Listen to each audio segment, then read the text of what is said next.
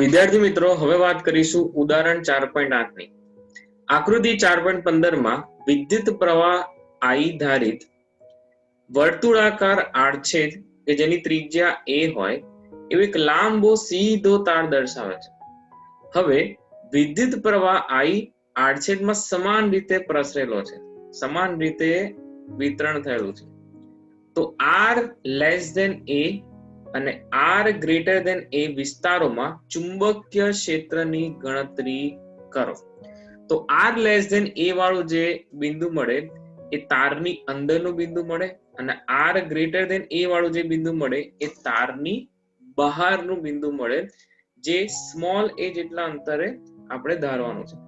તો એના માટે આપણે એક આકૃતિ દોરીશું. અહીંયા જો એક સમાન આડછેદનું ક્ષેત્રફળ ધરાવતો વિદ્યુત પ્રવાહ ધારિત તાર જે છે અહીંયા દર્શાવે છે આ રીતે.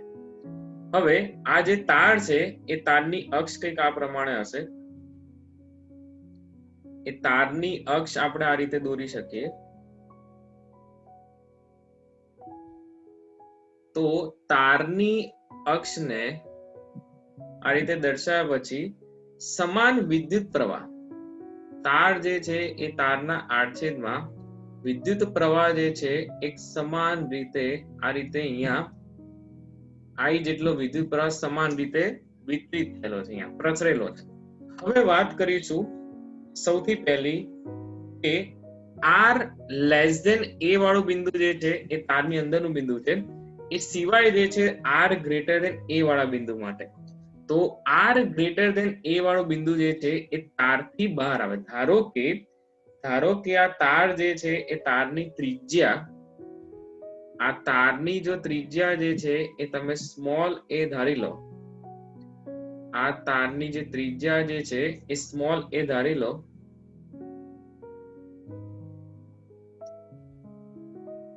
તો r અંતરે આ તારની જે અક્ષ છે ત્યાંથી r અંતરે કોઈ એક બિંદુ, r અંતરે કોઈ એક બિંદુ ધારો કે અહીંયા આવેલું છે.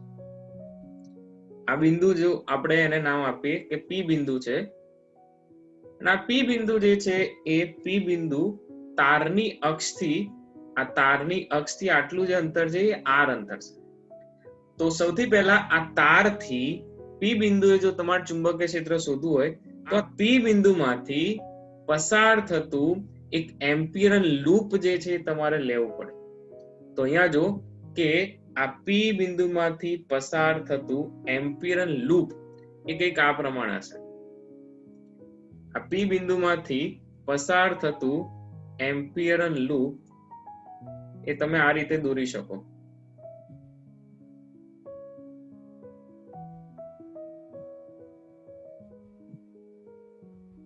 તો આ એમ્પિયરન લૂપ જે છે એ એમ્પિયરન લૂપની ત્રિજ્યા, આ જે એમ્પિયરન લૂપ છે એ એમ્પિયરન લૂપની ત્રિજ્યા, એ ત્રિજ્યા કેટલી થશે? તો કે તારનું જે અક્ષથી અંતર હશે એ જ અંતર આ એમ્પિયરન લૂપની ત્રિજ્યા થશે. તો આ p બિંદુનું અંતર, ધારો કે આ p બિંદુનું જે અંતર છે એ p બિંદુનું અંતર એ આપણે તારની અક્ષથી અહીંયાથી r જેટલું હોય એવું ધારી લઈએ. તો હવે તારની અક્ષથી સ્મોલ r અંતરે આવેલ p બિંદુ ધારો. શું કરીશું? સૌથી પહેલા તારની અક્ષથી, આ તારની અક્ષ છે ત્યાંથી સ્મોલ r અંતર આવેલ p બિંદુ ધારો. હવે આ p બિંદુમાંથી પસાર થતું એક એમ્પિયરન બંધ ગાળો, એક એમ્પિયરન લૂપ ની વાત કરો. મતલબ આ p બિંદુ જે છે એ p બિંદુમાંથી પસાર થતું એમ્પિયરન લૂપ વિચારો. પહેલું એમ્પિયરન લૂપ જે છે એની ત્રિજ્યા સ્મોલ r જે તારની ત્રિજ્યા કરતા વધારે છે. તો શું કરીશું? સૌથી પહેલા આપણે કે p બિંદુને આવરી લેતું, p બિંદુને આવરી લેતું r ગ્રેટર ધેન a ત્રિજ્યા ધરાવતું એમ્પિયરન લૂપ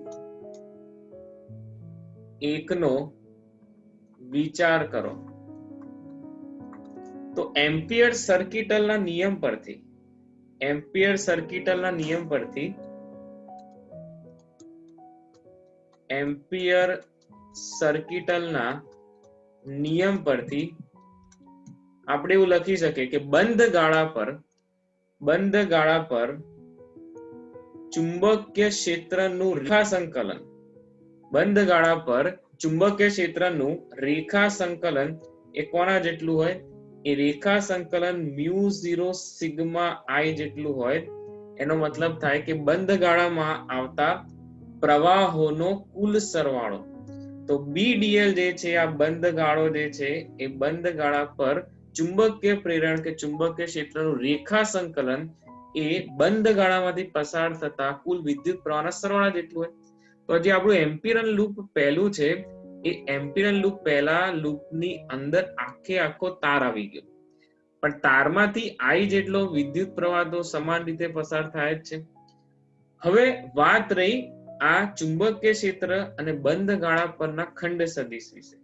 તો આપણું જે એમ્પિયરન લૂપ છે, હવે વિચારો, જમણા હાથના અંગૂઠાના નિયમ પરથી આપણે એવું કહી શકીએ કે જો અંગૂઠો પ્રવાહની દિશામાં હોય તો આંગળીઓ જે છે એ તારમાં આ રીતે વીંટળાશે. આંગળીઓ અહીંથી અંદર જશે, અહીંથી અંદર જાય અને અહીંથી જે છે એ આંગળીઓ ઉપર આવે આ રીતે. તો દરેક બિંદુએ માન લો કે આ જે લૂપ છે એ લૂપ પરના નાના નાના બિંદુની વાત કરી. દરેક બિંદુએ જે છે એ ખંડ સદિશ dl આ રીતે ખંડ સદિશ જે છે એ તમે સ્પર્શકથી દર્શાવી શકો. દરેક બિંદુએ આ રીતે ખંડ સદિશ જે છે એ dl તમે આ રીતે ખંડ સદિશ દર્શાવી શકો.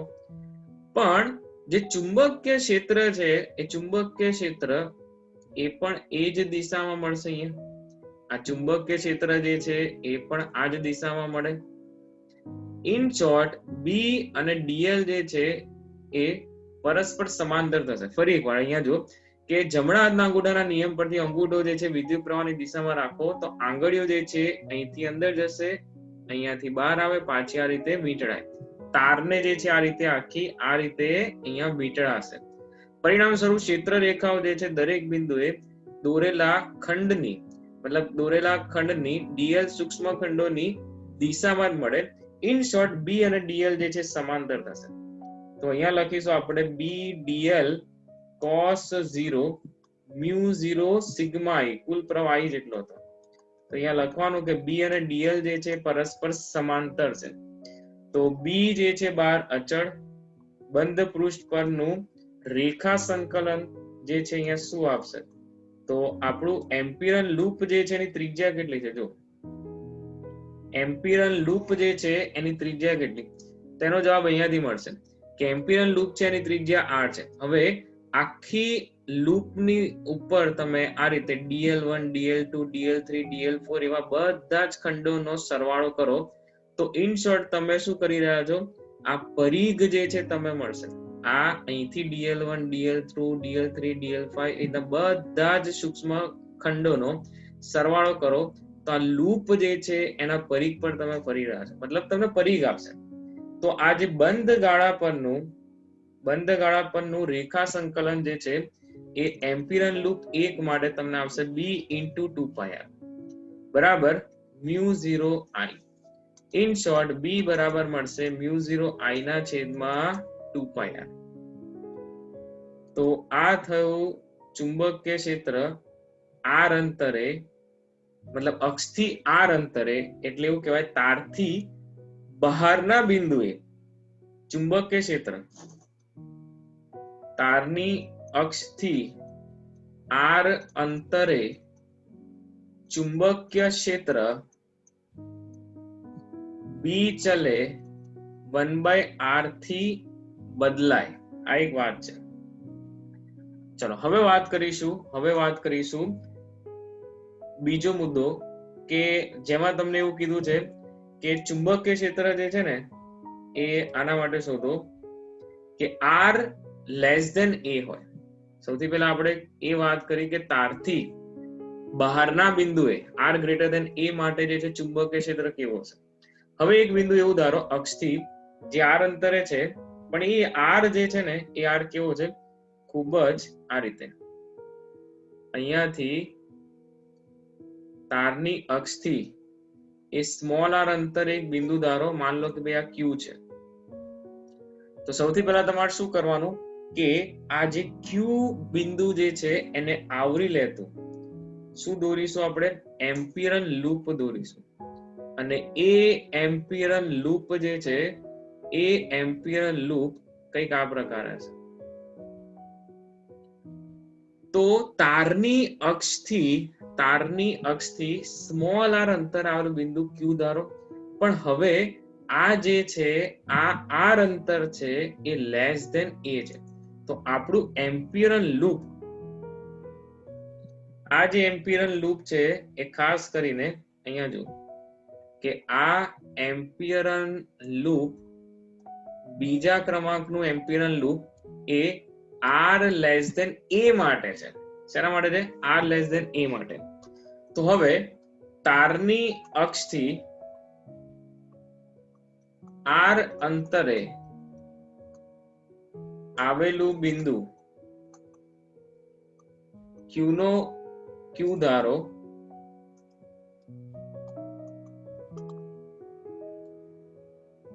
શું કીધું જો અહીંયા તારની અક્ષથી આર અંતરે આવેલું બિંદુ ક્યુ ધારો. હવે આ ક્યુ બિંદુને આવરી લેતું એમ્પિયરન લૂપ 2 કે જેની ત્રિજ્યા આર લેસ ધેન એ હોય, બરાબર. ક્યુ બિંદુને આવરી લેતું એમ્પિયરન લૂપ 2, અથવા એવું લખે કે ક્યુ બિંદુને આવરી લેતું આર લેસ ધેન એ ત્રિજ્યા ધરાવતું એમ્પિયરન લૂપ 2 નો વિચાર કરો. તો સૌથી પહેલા આપણે જે છે અહીંયા શું કર્યું, ક્યુ બિંદુ ધાર્યું અને એ ક્યુ બિંદુને આવરી લેતું એક એમ્પિયરન લૂપ જે છે એ વિચાર્યું. તો આ ક્યુ બિંદુ જે છે એ ક્યુ બિંદુ માટે તમારે ચુંબકીય ક્ષેત્ર શોધવાનું છે જે તારથી અંદરના વિસ્તારમાં છે, આર લેસ ધેન એ વાળા બિંદુએ. તો વિચારવા જેવી એ વસ્તુ છે કે ભાઈ અહીંયા સમગ્ર તારમાંથી જો I જેટલો પ્રવાહ હોય તો શું આ ભાગમાંથી આટલા ભાગમાંથી વહેતો પ્રવાહ I જેટલો હશે કે એનાથી ઓછો હશે કે બદલાશે? તો આ વસ્તુ જે છે એ તમારે ધ્યાનમાં રાખવાની કે આખા આડછેદ માટે જે અહીંયા પ્રવાહ છે કે આખા આડછેદ માટે જે પ્રવાહ છે એ I જેટલો છે, પરંતુ આટલો જ આડછેદ લઈશું અહીંયા તો એના માટે જે પ્રવાહ છે એ પ્રવાહ બદલાશે, અચળ રહે નહીં. તો આપણે જે છે અહીંયા શું કરવું પડશે, આપણે અહીંયા આટલા વિભાગમાંથી વહેતો પ્રવાહ ધારો કે માની લો કે I ડેશ જેટલો છે, આટલા વિભાગમાંથી વહેતો પ્રવાહ કેટલો છે, I ડેશ જેટલો છે. તો આ વિભાગમાંથી વહેતો પ્રવાહ એ I જેટલો ન હોય તે મારે પહેલા શું શોધવું પડે, આટલા વિભાગમાંથી વહેતો પ્રવાહ I ડેશ જે છે ને એ શોધવો પડશે. તો અહીંયા જો કે એમ્પિયર સર્કિટલના નિયમ પરથી બંધ પૃષ્ઠ પરનું ચુંબકીય પ્રેરણનું રેખા સંકલન μ0 સિગ્મા I થી મળે. પણ અહીંયા આપેલ આડછેદમાં આપેલ એમ્પિયરલ લૂપમાં વહેતો પ્રવાહ I નહીં હોય એટલે આપણે એને I ડેશ કહીશું. તો એ I ડેશ મારે શોધવો પડે. તો એ I ડેશ કઈ રીતે શોધવો, તો સૌથી પહેલા આપણે આવું પદ મૂકીશું કે સમગ્ર આડછેદ લઈએ, મતલબ આખો આડછેદ જે છે આટલો, આ આડછેદ આટલો, હું સમગ્ર આડછેદ આટલો આખો આડછેદ લઉં તો પાઈ a સ્ક્વેર પર I જેટલો પ્રવાહ હશે. તો મારા માટે આ જે આડછેદ રહ્યો આ આર ત્રિજ્યા વાળો આડછેદ હોય પાઈ આર સ્ક્વેર જેટલા આડછેદ પર કેટલો પ્રવાહ હશે? તો આઈ ડેશ બરાબર એવું ધાર લો કે પાઈ આર સ્ક્વેર પર આઈ ડેશ જેટલો પ્રવાહ છે, તો આઈ ડેશ બરાબર શું મળશે મને? તો કે આઈ ડેશ બરાબર મને મળશે R square I into R square, આવું મળશે. જો અહીંયા આઈ ડેશ બરાબર આઈ ઇન્ટુ આર સ્ક્વેર ના છેદમાં એ સ્ક્વેર. તો આઈ ડેશ જે છે એ નિશ્ચિત સ્વરૂપે બદલાવાનો અને એ મને કેટલો મળ્યો? તો કે આઈ ઇન્ટુ આર સ્ક્વેર ના છેદમાં એ સ્ક્વેર. ફરી એની એ જ વાત કે ભાઈ અહીંયા બી અને ડીએલ જે છે એ બી અને ડીએલ પરસ્પર કેવા આવશે? સમાંતર આવશે. બી અને ડીએલ જે છે એ પરસ્પર સમાંતર આવશે. In short B dl cos 0 થશે. અહીંયા શું થશે? B dl cos 0. તો બંધ પૃષ્ઠ પરનું, બંધ ગાળા પરનું રેખા સંકલન, એ રેખા સંકલન અહીંયા બી ડીએલ cos 0 થી આપીશું અને મ્યુ 0 આઈ ડેશ લખીશું અહીંયા. તો બી જે છે 12, આ ડીએલ અને મ્યુ 0 આઈ ડેશ એટલે શું થશે? જો અહીંયા આઈ ઇન્ટુ આર સ્ક્વેર ના છેદમાં એ સ્ક્વેર. ફરી તમે આ જે એમ્પિરિયલ લૂપ પર અહીંયા આ બિંદુએથી DL1 DL2 DL3 DL4 એના બધા જ ખંડોનો સરવાળો કરો. ઇન શોર્ટ તમે એમ્પિરિયલ લૂપ પરના પરિઘ પર ફરી રહ્યા છો.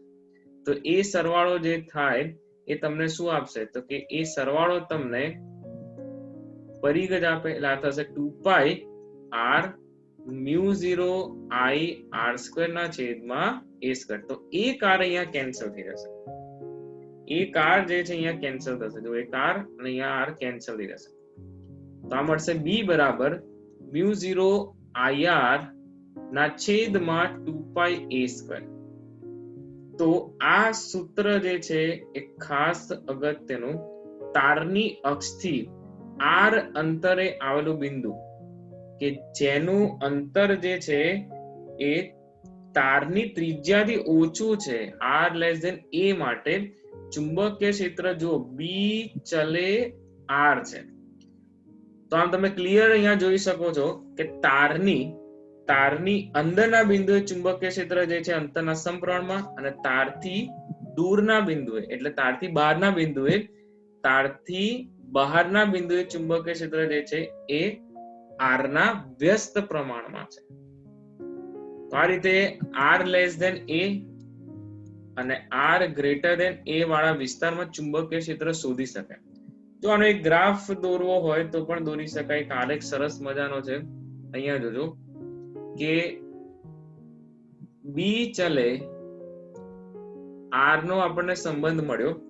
તો તારથી અંદરના બિંદુએ, તારની અક્ષથી નજીકનું બિંદુ જે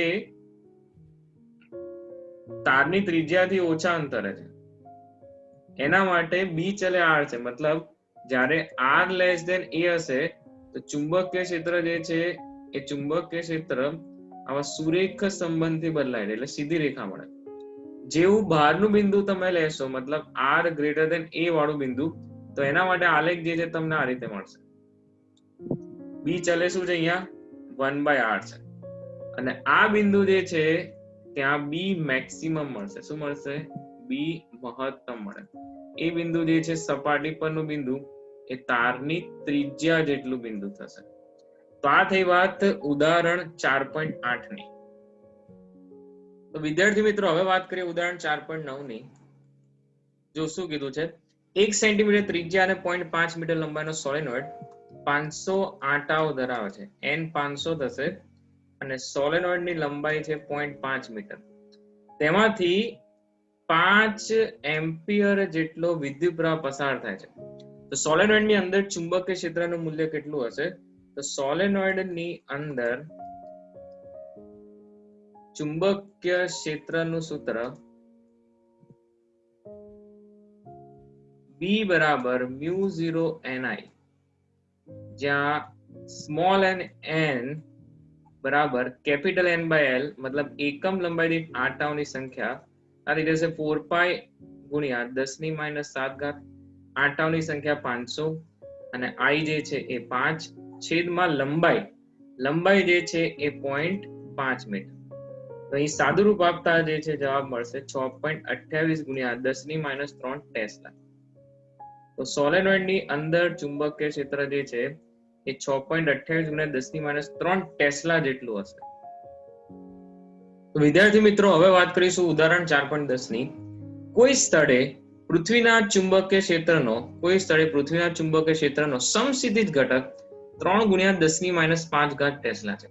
પૃથ્વીના ચુંબકીય ક્ષેત્રના બે ઘટકો, એક સમસ્થિતિજ ઘટક અને એક શિરોલંબ ઘટક, જેની ડિટેલમાં ચર્ચા આપણે ચેપ્ટર નંબર 5 ની અંદર કરીશું. પણ અત્યાર પૂરતું એટલું યાદ રાખો કે અહીંયા પૃથ્વીનો જે ચુંબકીય ક્ષેત્ર છે એનો સમસ્થિતિજ ઘટક તમને આપ્યો છે, જે 3 ગુણ્યા 10⁻5 ટેસ્લા છે, અને આ ક્ષેત્રની દિશા ભૌગોલિક દક્ષિણથી ભૌગોલિક ઉત્તર તરફ છે.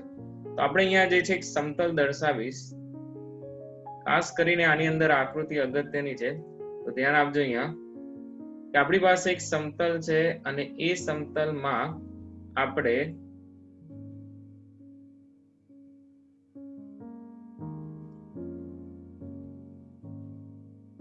દિશાઓ દર્શાવીશું અને એ દિશાઓ જે છે કંઈક આ પ્રમાણે છે. જો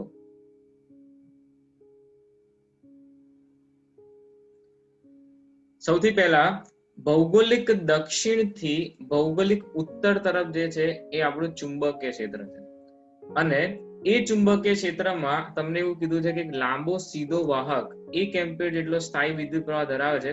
તેને સમસ્થિતિ ટેબલ પર મૂકવામાં આવે છે અને તેમાંથી વહેતા વિદ્યુત પ્રવાહની દિશા શરૂઆતમાં પૂર્વથી પશ્ચિમ તરફ છે. તો સૌથી પહેલા આપણે એવું માની લઈએ કે આ જે છે મારા માટે ઉત્તર ધ્રુવ અને આ દક્ષિણ ધ્રુવ. ભૌગોલિક ઉત્તર અને દક્ષિણ આ રીતે છે, બરાબર. અને આ થશે પૂર્વ એટલે ઈસ્ટ, અને આ થશે પશ્ચિમ એટલે વેસ્ટ.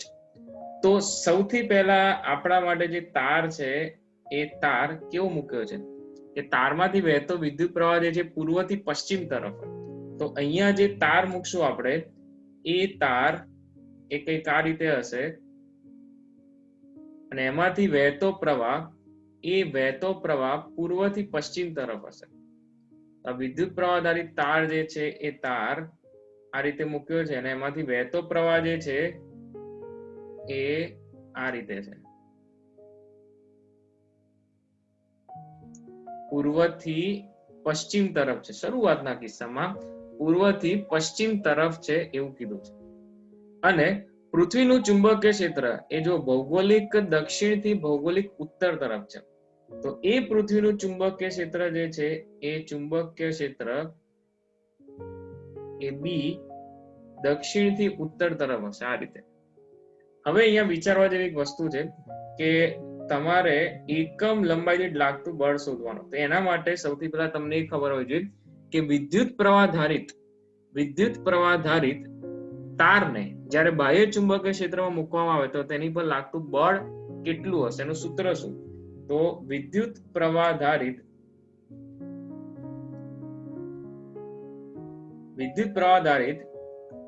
તારને બાહ્ય ચુંબકીય ક્ષેત્રમાં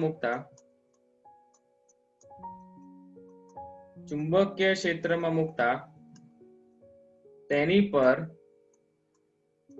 લાગતું બળ ચુંબકીય બળ IL ક્રોસ B થી અપાશે.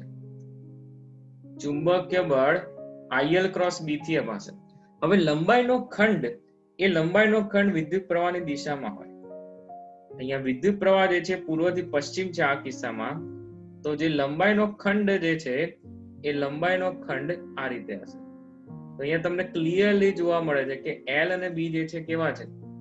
અહીં L અને B જે છે એ પરસ્પર લંબ છે.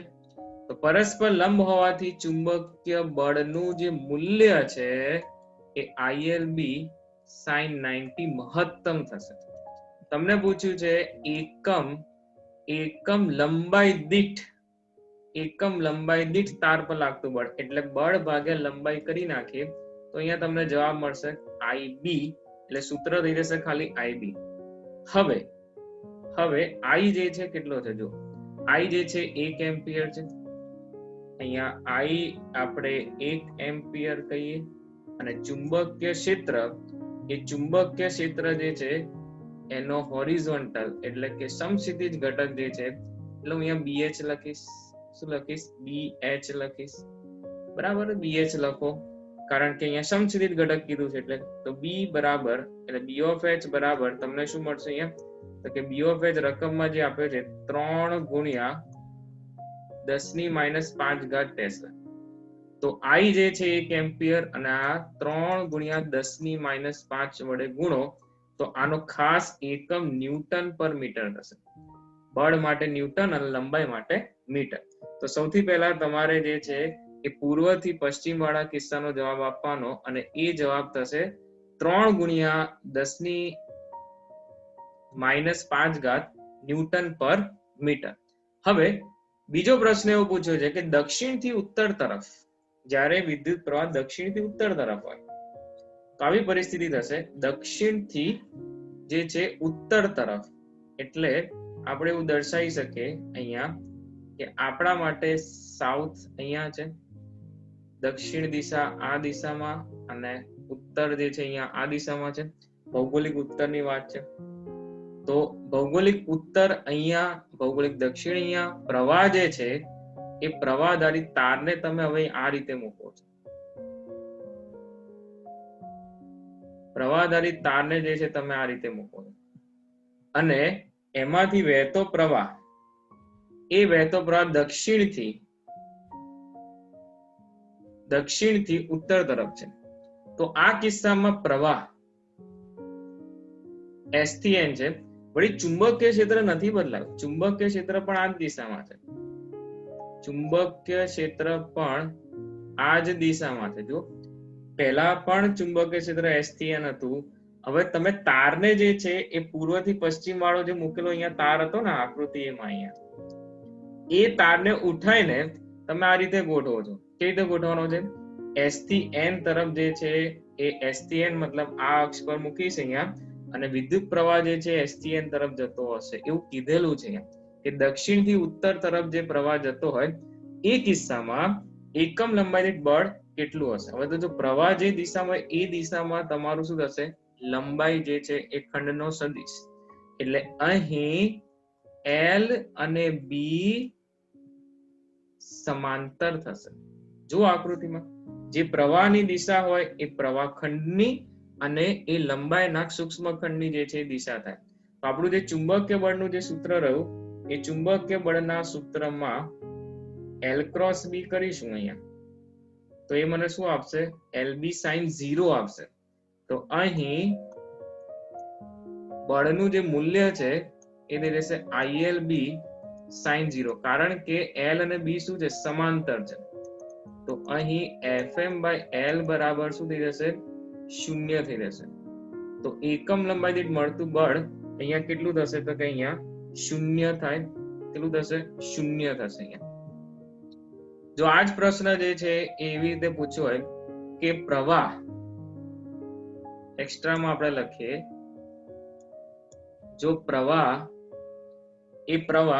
ઉત્તરથી દક્ષિણ તરફ જતો હોય, દક્ષિણ તરફ જાય, ઉત્તરથી દક્ષિણ તરફ જાય અથવા દક્ષિણ તરફ વહેતો હોય તો L અને B of H અહીંયા B of H પ્રતિ સમાંતર થાય તે કિસ્સામાં પણ એકમ લંબાઈ દીઠ લાગતું બળ 0 મળે કારણ કે sin 180 પણ શું થશે? 0 થશે. તો બંને રીતે જે છે પ્રશ્ન પૂછાય. જવાબ જે છે એ તમારે રકમ વાંચીને આપવો પડશે. તો દક્ષિણથી ઉત્તર પૂછ્યું હોય તો આ રીતે અહીંયા સમાંતર બને છે અને ઉત્તરથી દક્ષિણ પૂછે તો પ્રતિ સમાંતર બનશે અને એ કિસ્સામાં પણ જવાબ જે છે એ એકમ લંબાઈ દીઠ લાગતા બળનો જવાબ 0 આવશે. તો આ થયો ઉદાહરણનો દાખલો 4.10. તો વિદ્યાર્થી મિત્રો ઉદાહરણ 4.11 ની વાત કરીએ. પાસ પાસે વીંટાળેલા 100 આટા વાળું અને 10 સેન્ટીમીટર ત્રિજ્યાનું એક વર્તુળાકાર ગૂંચળું 3.2 એમ્પિયર વિદ્યુત પ્રવાહ ધરાવે છે. તો આ ગૂંચળાના કેન્દ્રમાં કેટલું ચુંબકીય ક્ષેત્ર હશે?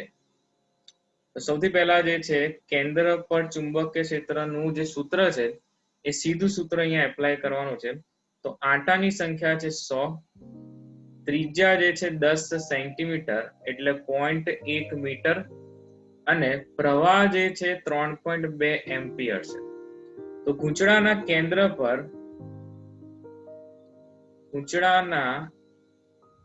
કેન્દ્ર પર ચુંબકીય ક્ષેત્ર એ ચુંબકીય ક્ષેત્રનું સૂત્ર μ0 ni ના છેદમાં 2r છે. એટલે 4 ગુણ્યા 10 ની માઇનસ જે છે એ 7 ઘાત 10 ની માઇનસ 7 ઘાત ગુણ્યા આંટાની સંખ્યા વિદ્યુત પ્રવાહ 3.2 એમ્પિયર ના છેદમાં 2 ગુણ્યા 0.1 થશે. એટલે બી બરાબર અહીંયા જે ચુંબકીય ક્ષેત્ર મળશે એ મળશે 2.0096 ગુણ્યા 10 ની માઇનસ 3 ઘાત ટેસ્લા. ઇન શોર્ટ તમે 2 ગુણ્યા 10 ની માઇનસ 3 ટેસ્લા જે છે અહીંયા લખી શકો. તો આ થયો એનો જવાબ. હવે વાત કરીએ બી માં શું પૂછ્યું છે. જો એ ગૂંચળાના ચુંબકીય ચાક માત્રા કેટલી હશે, એટલે ગૂંચળાની ચુંબકીય ચાક માત્રા કેટલી હોય, તો સૌથી પહેલી વસ્તુ ચુંબકીય ચાક માત્રાનું સૂત્ર આપેલ ગૂંચળાની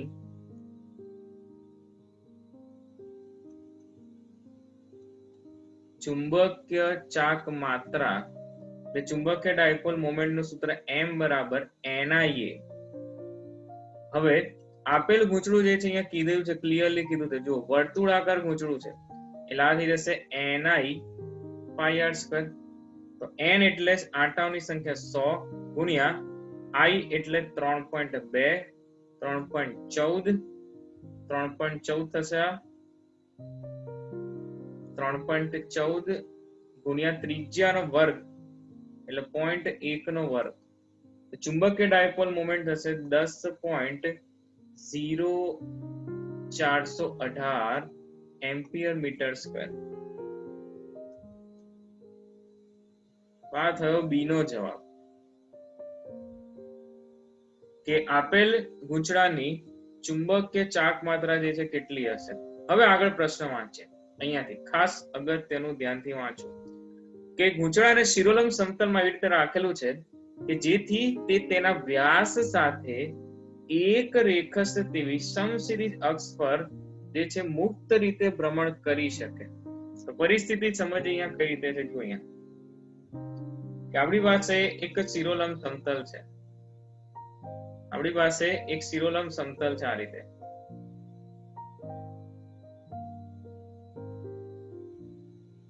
શિરોલંબ સમતલ જે છે એ શિરોલંબ સમતલ આ રીતે છે. એ શિરોલંબ સમતલમાં જે ગૂંચળું જે છે વર્તુળાકાર ગૂંચળું આ રીતે મૂકેલું છે.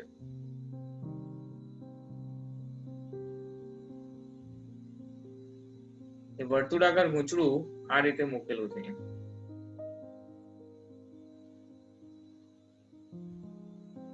હવે ગૂંચળાનો જે વ્યાસ છે એ વ્યાસને એક રેખસ્થ એવી સમક્ષિતિજ અક્ષ પર મુક્ત રીતે ભ્રમણ કરી શકે.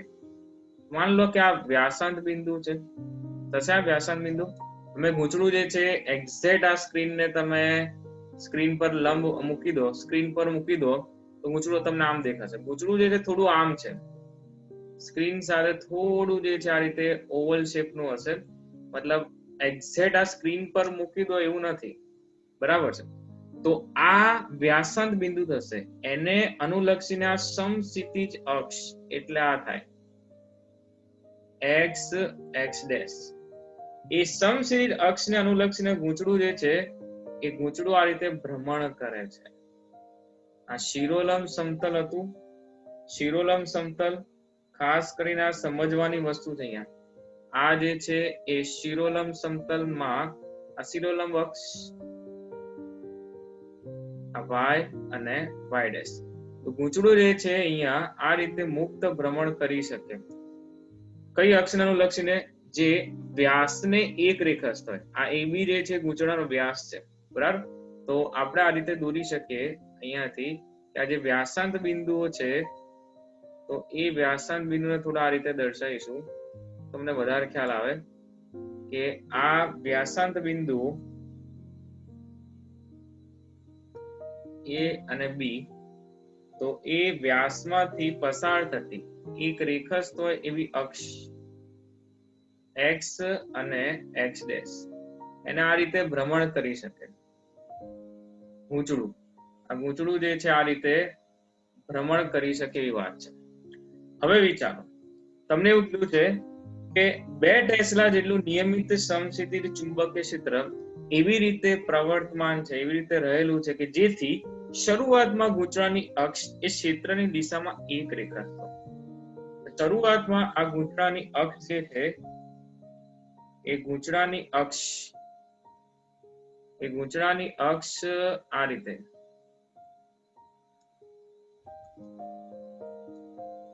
એ ગૂંચળાની અક્ષ જે છે એ આ રીતે હશે. શરૂઆતમાં પ્રારંભિક સ્થિતિમાં ગૂંચળાની અક્ષ એ ક્ષેત્રની દિશામાં હોય, એટલે કે એક રેખાસ્થ છે. શરૂઆતમાં ચુંબકીય ક્ષેત્ર જે છે એ ચુંબકીય ક્ષેત્ર ગૂંચળાની અક્ષને એક રેખાસ્થ છે, એટલે આપણે એવું કહી દઈએ કે આ ગૂંચળાની અક્ષને સમાંતર ચુંબકીય ક્ષેત્ર લાગુ પાડ્યું હશે.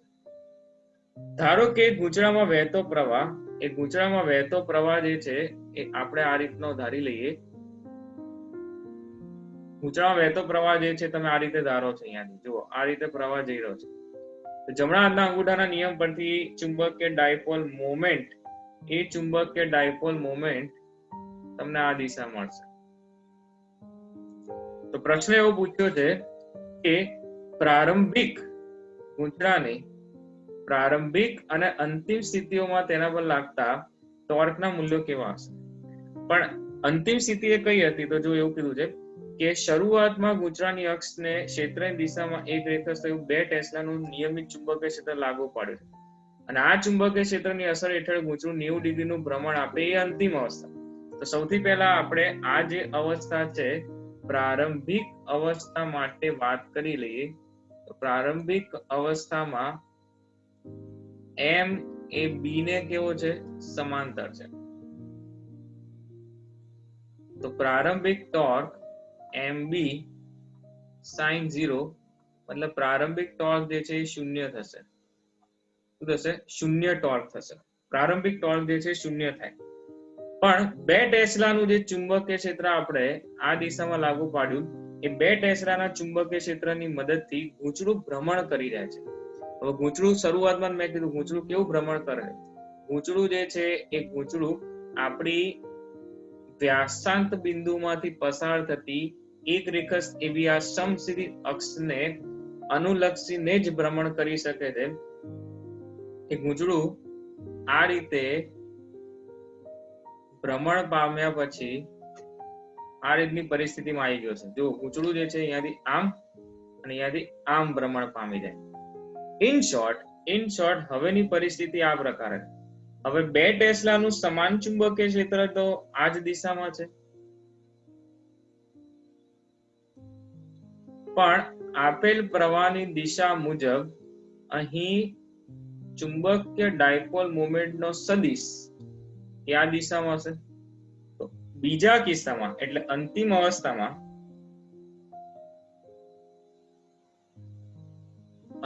અવસ્થામાં ટોર્ક જે છે એ ટોર્ક કેવું મળશે? મહત્તમ મળશે. તો MB sin 90, ઇન શોર્ટ અહીંયા મળશે MB. તો ચુંબકીય ડાયપોલ મોમેન્ટ જે છે એની વાત કરીએ, એના મૂલ્યની વાત કરીએ તો 10.0818 ગુણ્યા 2 ટેસ્લા ગુણ્યા 2 ટેસ્લા, એનો જો ગુણાકાર કરો તમને તો એ આપશે 20.19 ન્યૂટન મીટર. આ અંતિમ ટોર્ક થશે. શું થશે? આ અંતિમ ટોર્ક. તો પ્રારંભિક ટોર્ક 0 અને અંતિમ ટોર્ક છે 20.19 ન્યૂટન ઇન્ટુ મીટર. હવે આગળ પ્રશ્ન વાંચીએ, જો શું કીધું કે જ્યારે ગૂંચળું 90 ડિગ્રી કોણ પાસે પહોંચે, એટલે ગૂંચળું જે છે એ અંતિમ અવસ્થામાં પહોંચી ગયું. આકૃતિ એ પ્રારંભિક અવસ્થા, આકૃતિ બી અંતિમ અવસ્થામાં પહોંચી ગયું, ત્યારે તેની કોણીય ઝડપ કેટલી પ્રાપ્ત કરી હશે એ શોધો અને જડત્વની ચાક માત્ર આપી છે. એનો મતલબ એવો થાય કે આ ગૂંચળું જે છે અહીંથી ફર્યું આ રીતે, જ્યારે 2 ટેસ્લાનું ચુંબકીય ક્ષેત્ર તમે લગાડ્યું તો ગૂંચળું ભ્રમણ પામીને જે છે 90 ડિગ્રી ભ્રમણ પામીને આ રીતની પરિસ્થિતિ બની ગઈ. તો એ દરમિયાન ઓમેગા કેટલો હશે? તો સૌથી પહેલા આપણે એ વાત નક્કી કરશું કે ગૂંચળાનું સૂક્ષ્મ ભ્રમણ થાય, ધારો કે ગૂંચળાના સૂક્ષ્મ કોણીય સ્થાનાંતર માટે થતું કાર્ય dw છે. તો dw બરાબર શું લખાશે? Tau into D theta. હવે dw બરાબર ટાઉ એટલે mb sin theta D theta થશે. સમીકરણ નંબર 1 કહીએ. પણ આપણને જે કાર્ય શોધવાનું છે, આપણે જે કાર્ય શોધવું છે એ 0 થી 90 ડિગ્રી માટે છે, એટલે કુલ કાર્ય w બરાબર સંકલન dw થશે. અને એ સંકલન જે છે એ સંકલન θ1 થી θ2 ની લિમિટ માટે હશે. અહીંયા લખીશ mb sin theta, mb sin theta D theta. હવે સમજો કે mb જે છે એ તો અચળ, sin થીટા નું સંકલન માઇનસ cos થીટા, θ1 થી θ2, mb minus cos θ2 plus cos θ1 upper limit minus lower limit, તારી રહેશે cos θ1 minus cos θ2 mb into cos θ1 minus cos θ2. આ રીતની વાત થઈ રહેશે. હવે તમને જે પ્રારંભિક કોણ આપ્યો છે એ પ્રારંભિક કોણ કેટલો છે? જો મતલબ 0 ડિગ્રી છે ને, 0 ડિગ્રી, અને પછી 90 ડિગ્રી નું ભ્રમણ. તો w બરાબર આ થઈ જશે mb, એટલે cos 0 જે છે એ cos 0 1, cos 90 જે છે 0 થશે. હવે આ જે કાર્ય જે છે ઓમેગા જેટલી કોણીય ઝડપ પ્રાપ્ત કરે, કોણીય ભ્રમણ થઈ રહ્યું છે, તો કાર્ય ઉર્જા પ્રમેય અનુસાર, ખાસ ધ્યાનથી સાંભળજો વિદ્યાર્થી મિત્રો, કાર્ય ઉર્જા પ્રમેય અનુસાર ગતિ ઉર્જામાં થતો ફેરફાર એ કાર્ય જેટલો હોય. પણ અહીંયા જે ગતિ ઉર્જા હશે એ રેખીય ગતિ ઉર્જા નથી, ભ્રમણ માટેની ચાક ગતિ ઉર્જા છે. તો w બરાબર ડેલ્ટા k પરથી આપણે લખી શકીએ કે હવે ડેલ્ટા k ગતિ ઉર્જામાં થતો ફેરફાર, ગતિ ઉર્જા કઈ? ચાક ગતિ ઉર્જામાં થતો ફેરફાર એ mb જેટલો હશે. માટે kf માઇનસ ki બરાબર mb થશે.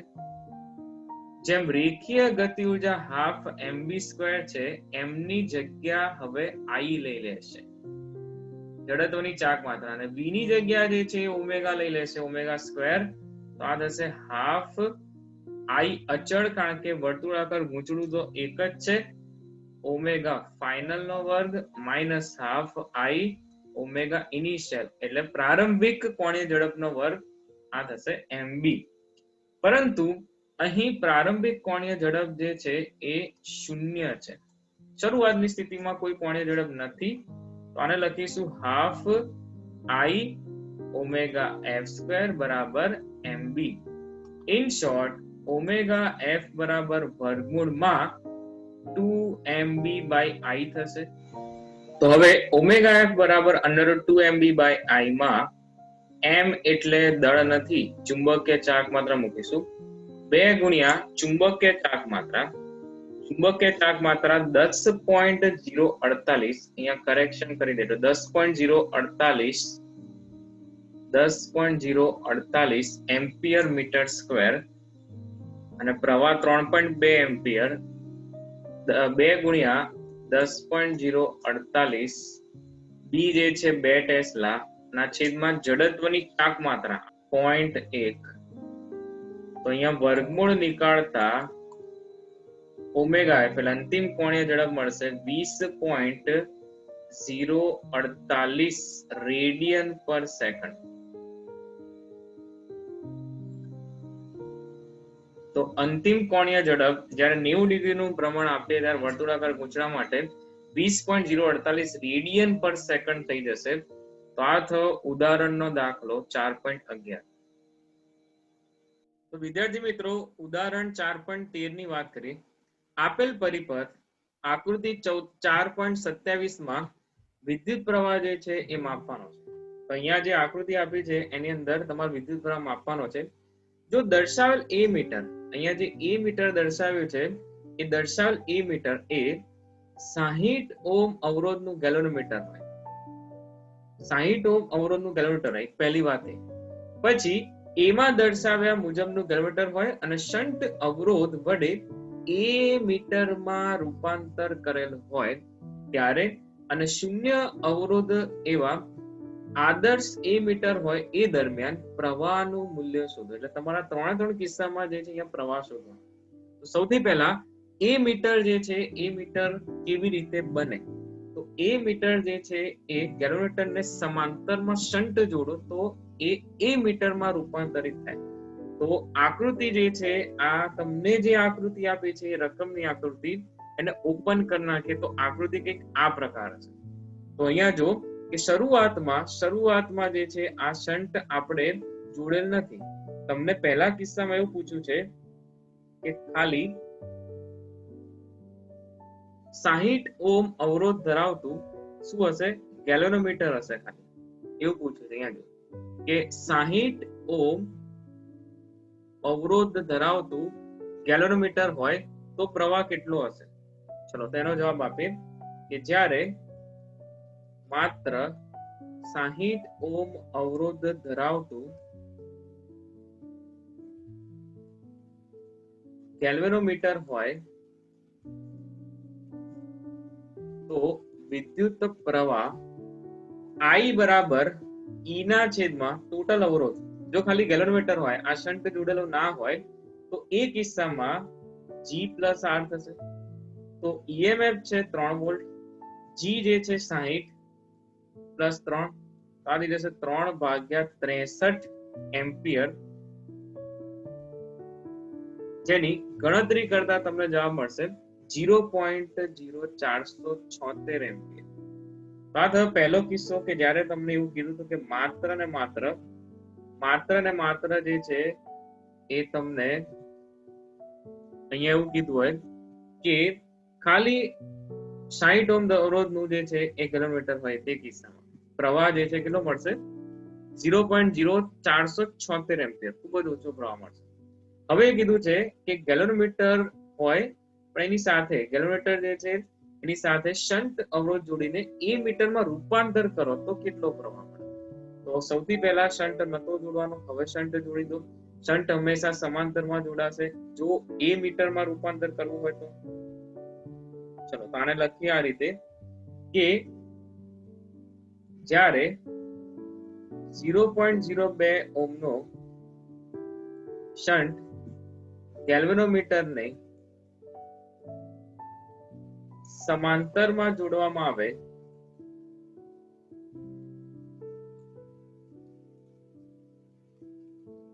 ત્યારે વિદ્યુત પ્રવાહ I બરાબર ઓહ્મના નિયમ પરથી E ના છેદમાં R, આ જે છે R પ્લસ G અને S જે છે એનું સમાંતર જોડાણ.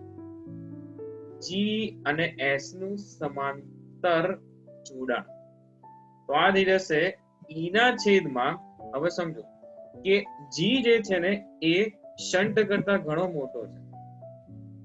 ખૂબ સમજવા જેવી વસ્તુ છે. અહીંયા જોજો કે અહીં G જે છે એ 60 ઓહ્મ એટલે શન્ટ કરતા ઘણો મોટો કહેવાય. તો હું G માં S ઉમેરું તો જવાબ જે છે એપ્રોક્સિમેટ G જ મળે. સાચી વસ્તુ છે ને? તો અહીંયા જો g ઇન્ટુ s ના છેદમાં g પ્લસ s, તો આ થશે r plus g into s ના છેદમાં હું ખાલી g લખી શકું, કારણ કે g પ્લસ s એ g જેટલો જ થાય, છેદમાં g અને g કેન્સલ થઈ જશે, તો આ શું બચશે e ના છેદમાં r પ્લસ s, શું બચે e ના છેદમાં r પ્લસ s. હવે ગણતરી કરીએ, અહીંયા જો કે e જે છે એ 3 છે, r એટલે 3 બરાબર, આ જો બાહ્ય અવરોધ 3 છે અને શન્ટ એ જે છે 0.02, તો આ થઈ જશે 3 ના છેદમાં 3.02, તઈ તમને મળશે 0.9934 એમ્પિયર. તો આ થયો જવાબ બી નો, કે જ્યારે તમને શન્ટ જોડી દેવાનું કીધું છે, એ મીટરમાં રૂપાંતર કરવાનું કીધું છે, એ દરમિયાન તમને જે છે પ્રવાહ કેટલો મળે. ખાસ કરીને અહીંયા ધ્યાન આપજો કે આ જે રચના છે, આ જે આખી રચના છે એને તો એ મીટર જ કહેવાય ને, એને શું કહેવાય એ મીટર કહેવાય. તો જી અને એસ નું સમાંતર જોડાણ એ રચનાને આપણે શું કહીએ છીએ એ મીટર કહીએ. હવે જોઈએ કે શૂન્ય અવરોધ હોય એવા આદર્શ એ મીટર માટે વિદ્યુત પ્રવાહનું મૂલ્ય કેટલું હોય. તો સી માં આપણે જવાબ આપીશું આ રીતે કે શૂન્ય અવરોધ ધરાવતા આદર્શ એ મીટર માટે વિદ્યુત પ્રવાહનું મૂલ્ય કેટલું હશે. તો ઓહમના નિયમ પરથી I બરાબર E ના છેદમાં કુલ અવરોધ. પણ હવે આ એ મીટર જે છે એનો અવરોધ જ નથી, આ એ મીટર જે છે એનો અવરોધ શૂન્ય. જો આખું આપણે આ એ મીટર કીધું, તો એકચ્યુઅલી માં લખાય આવું કે બાહ્ય અવરોધ પ્લસ એ મીટરના અવરોધનું શ્રેણી જોડાણ એટલે સરવાળો થાય.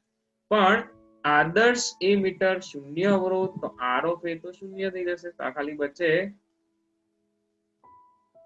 બચશે ઈ ના છેદમાં માટે I બરાબર 3 ના છેદમાં 3, તો એ જવાબ મળશે 1 એમ્પિયર. તો આ જે જવાબ છે એ તમને મળશે 1 એમ્પિયર. તો આ થઈ વાત ઉદાહરણના દાખલા નંબર 4.13 ની.